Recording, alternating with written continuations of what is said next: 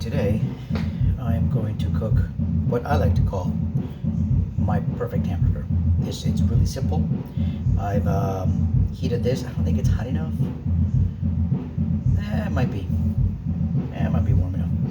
So I took just 2 slices of an onion that's been cut in half. I'm just going to separate them, throw them in there, let them begin to cook individually. That's all I'm going to need. Here, pendejo. Ahí está. Alright.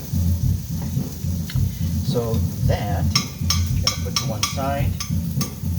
After that, I'm going to take a little bit of pepper, to a ball of meat. That's all it is. Pepper, a little bit of pink salt, a little bit more, just because. After which, I'm going to take the ball of meat, put it upside down, and just mash it down a little bit. I just use my hands. Nothing special, not fancy. To the size that I desire and or thickness that I desire. Now I didn't really have anything in the pan as far as oils of any kind. I just use 80-20 beef, which is, I think, it's the best. I prefer that over super lean. I think it has more flavor. As the fat renders, it's going to add flavor to the onions that I put around it. And put a little bit of salt and pepper on the other side as well. Why? Because I like it. It's my perfect burger, not yours. Do with it what you will. Let that cook for a few minutes.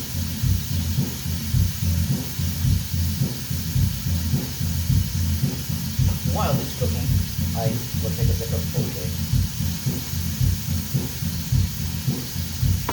And the way I came across this was just watching different people cook hamburgers.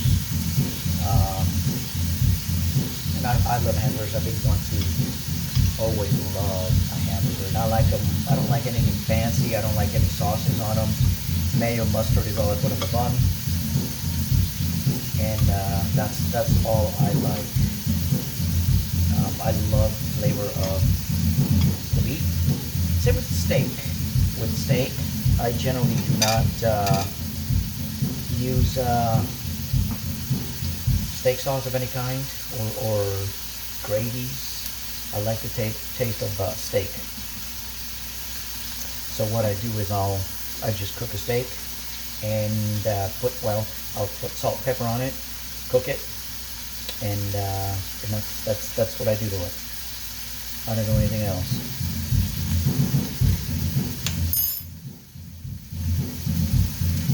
And then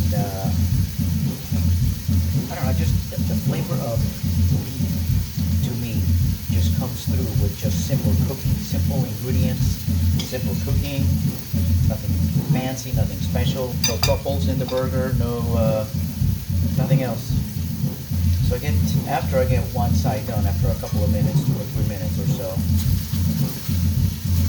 there's really fine. Got a little bit of color on the other side. Just flip it over with the spatula. I know it's a fish spatula, but you can use it for anything else.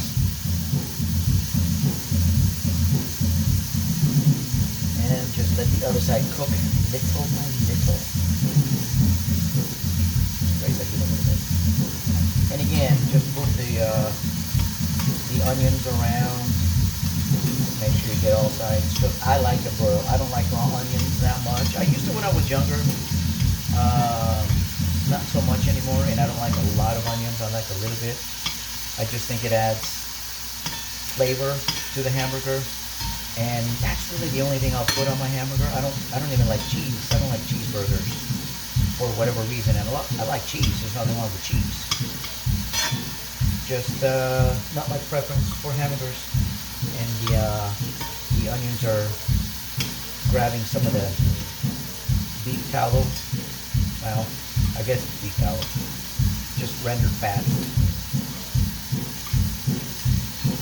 from the beef.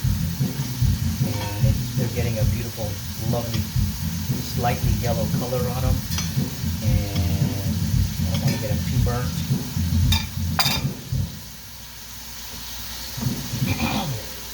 And just let it cook, like I said, for a few minutes. I have it on medium heat.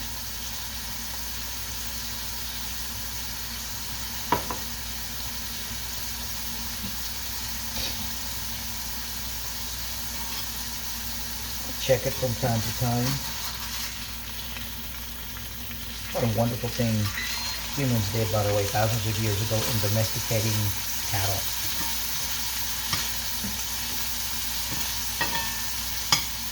It was a wonderful, wonderful thing.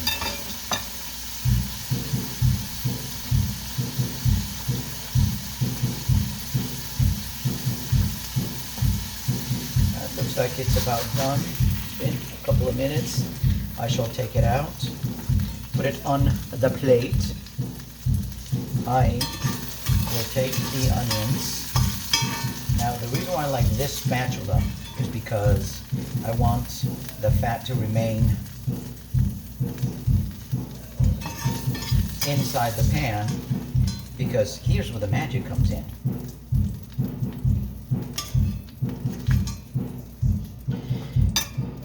I take a brioche bun, nothing on it, there's a little bit of fat on there. Let that sucker grab some of the juices, take that puppy out, leave it up like that, and then put the other one in there, grab some of the, come here sweetie pie, don't get stuck, and move it around so that it grabs some of the fat that was left in there, and let that toast, let it get nice and toasty. That, to me, is a delicious burger. When you take some of the rendered fat, put it in the bun. Otherwise, you're just gonna let it go to waste. All that flavor that's in the bottom of the pan, it's being wasted.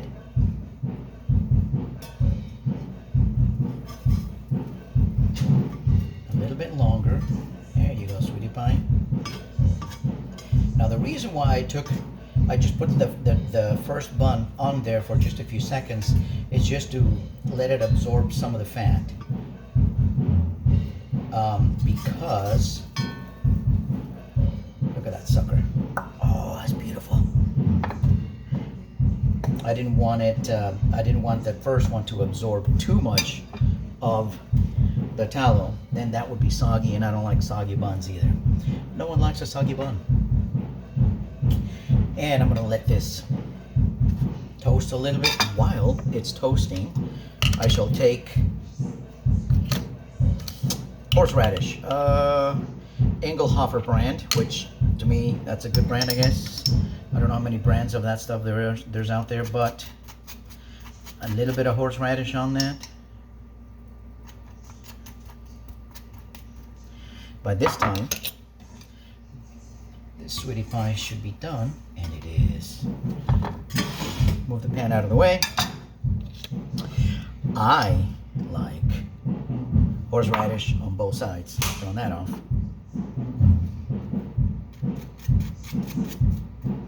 Just a little bit.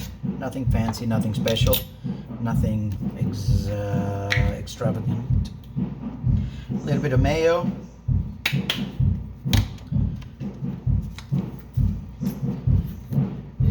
A little bit of mustard.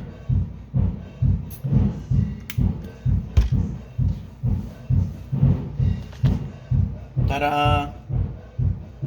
Oh, look at the juices running right there. That's beautiful. Then we just take this guy, put it on top. Now remember how I said I don't like a soggy bun? I'm trying to stay away from the center of the plate where the juices have run to. As a matter of fact, I think I'm going to get a separate plate. Just a second.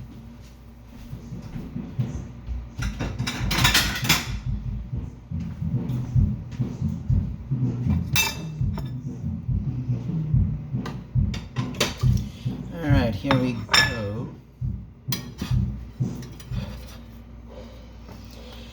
And to me, this is the perfect hamburger. It's simple, it's delicious, and it's so easy to make. It took me just a few minutes, and I don't generally do a cross section, but we can today because for whatever reason everyone seems to think that's the cool thing to do. Look at that.